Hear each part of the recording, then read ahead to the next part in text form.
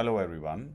I'm quite excited to talk about the budget expectations of 25-26 from an indirect tax standpoint. I would lay this down in 5 broad topics. The fifth one is expansion of the digital coverage of indirect taxes. That may be by way of guidance for B2C invoicing, that may be by implementation of the track and trace model that has been approved by the GST Council in December last year, or that also could include an API-based compliance framework under customs replicating what has been done under GST. Fourth, I expect that there may be a return of the incentive framework for exports for the service sector. We've had the SFIS scheme and the SEIS schemes in the past. There is a probability that some of these in a different version may become a part of the framework to push the agenda on service exports. Third, I expect all the changes that were approved by the 55th GST Council meeting in December to be incorporated in the law.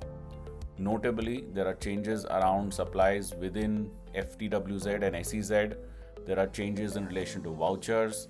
There are changes in certain definitions and in some of the appeal provisions, including pre-deposits. One of the most important changes that is likely to come in is the change to overcome the definition restriction of plant and machinery and versus plant or machinery. As we all recall, this was an outcome of a Supreme Court ruling in safari retreats where the distinction in these two words resulted in an interpretation allowing input tax credit for civil works. There is an approval by the council to retrospectively change this and therefore impacting the ability to rely on the safari retreats principle. I also expect some rationalization measures on the place of supply rules to reduce the exceptions in place of supply, especially for import and export, and align most of the rules to the service recipient or service providers. Second, I expect customs duty rationalization to continue the trend that has been there for several years in the past. They've always driven it by dual objective: one, correcting inverted duty structures, and second, promoting the upstreaming of manufacturing in India.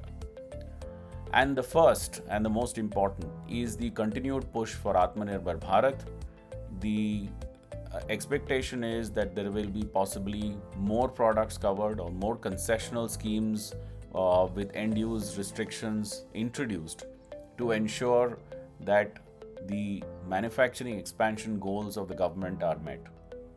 Let's hope and see how this budget pans out. I am very positive that it will give a strong thrust to the economy. Thank you.